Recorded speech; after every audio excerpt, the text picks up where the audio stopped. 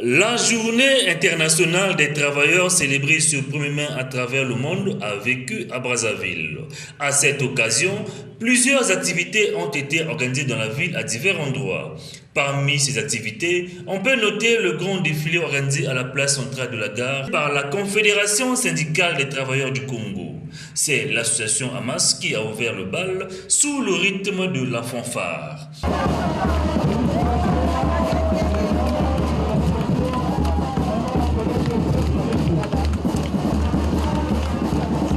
Puis s'en est suivi la Fédération syndicale des régies financières avec les douaniers, la Fédération syndicale autonome des agents de la recherche scientifique et de l'innovation technologique, l'hôpital de référence de Talangaï, entre autres. Ces deux agents de l'hôpital de Talangaï sont très fiers d'avoir défilé ce jour. Nous avons pensé que c'est une très bonne chose déjà pour nous. C'est une première participation depuis que l'hôpital de référence a rouvert ses portes et pour nous c'était vraiment une très grande joie. Cette date pour moi ça me rappelle le jour où les travailleurs ils ont eu leur... pour moi je parlerai de l'indépendance, une fête, une date à laquelle que les travailleurs ont été libérés de leur façon de faire des choses. La journée internationale des travailleurs a été célébrée pour la première fois le 1er mai 1890.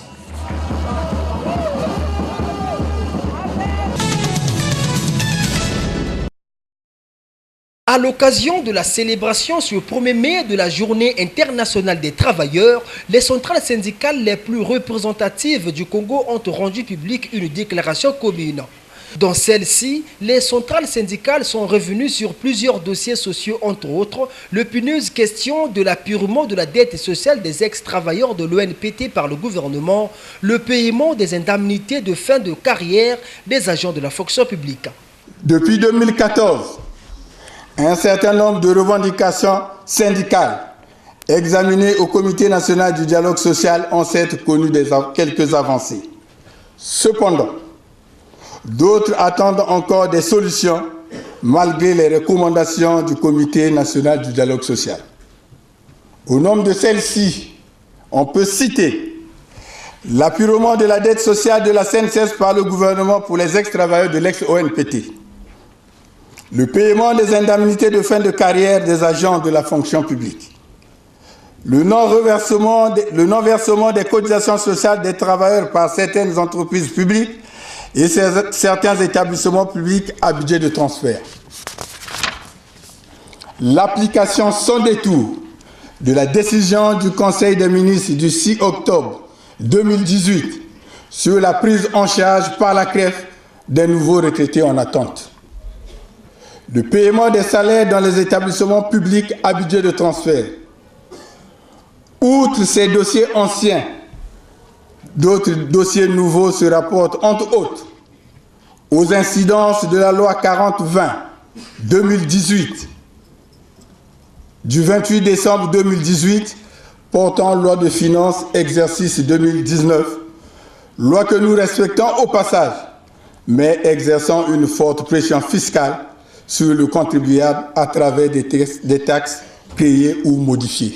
Dans cette déclaration, il ressort également l'impérieuse nécessité d'accroître l'investissement dans le domaine humain tout au long de la vie pour accompagner les travailleurs victimes de l'évolution technologique et de la robotisation de certains emplois.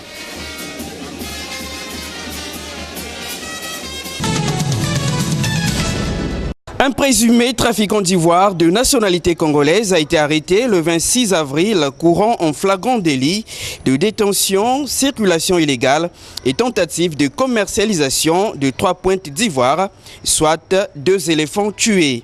Et selon une source proche du dossier, l'arrestation a eu lieu à Poto-Poto dans le 3e arrondissement de Brazzaville grâce à la collaboration entre la gendarmerie nationale, la direction départementale de l'économie forestière et le PALF, projet d'appui à l'application de la loi sur la faune sauvage.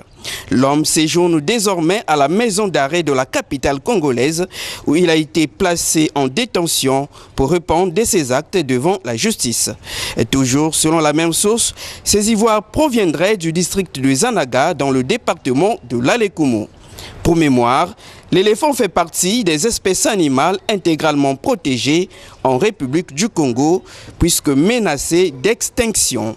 Un rapport de l'ONG Wildlife Conservation Society souligne même que l'éléphant d'Afrique a été décliné de 62% en 10 ans. Ce présumé trafiquant d'ivoire risque ainsi des peines allant jusqu'à 5 ans d'emprisonnement ferme. V-Club Mokanda a terminé cette 19e journée ce jeudi à Massamba Déba par une victoire de 1-0 devant FC Konzo qui voit son compteur bloqué à 18 points alors que V-Club monte à 30. Un match que les Pontonégrins ont dominé mais la maladresse des attaquants, le score serait plus lourd. Deuxième match, patronage Tongo Football Club. Ici également, à la mi-temps, les deux équipes étaient à égalité 0-0. C'est au cours de la deuxième période que Tongo Football Club a trouvé l'unique occasion pour obtenir la victoire. 1-0 pour Tongo Football Club qui monte à 29 points. En rappel, mercredi, dans ce stade Alphonse Massamba Déba, le GST a été battu 2-1 par l'équipe de Diable Noir. Ainsi, le classement se présente de la manière suivante. Premier Asoto, 51 points. Deuxième, Execo, Étoile du Congo, 36 points, tout comme Diable Noir. Quatrième, GST, 33. Cinquième, Veklo Mokanda, 30. Sixième, Kara, 29. Septième, Tongo Football Club, 29. Huitième, Léopard, 23. Neuvième, Cheminot 21, 10e Konzo 18, Nico 18 également, patronage à 17 points, 12e Interclub 17 points, 13e patronage 16 points, enfin la Lanterne Rouge, l'équipe de la Mancha avec 12 points. La 20e journée débute samedi à Massamba Déba, Diable Noir Nico Nicoye à l'aller, Diable Noir avait gagné par 1-0, Kara Gesté à l'aller, 0 pour Kara, 2 pour Gesté. À Dolizy et Léopard recevra la formation de l'Inter. À l'aller, victoire de l'Inter, 3-2. Dimanche, à Brazzaville, patronage Veklo Mokanda, aller 1-2. Étoile du Congo Tongo Football Club, aller 2-0 pour les Stéliens. La Mancha Asoto, à l'aller, victoire de Asoto, 2-0. Et Cheminot Konzo, victoire de Cheminot à l'aller, c'était 1-0.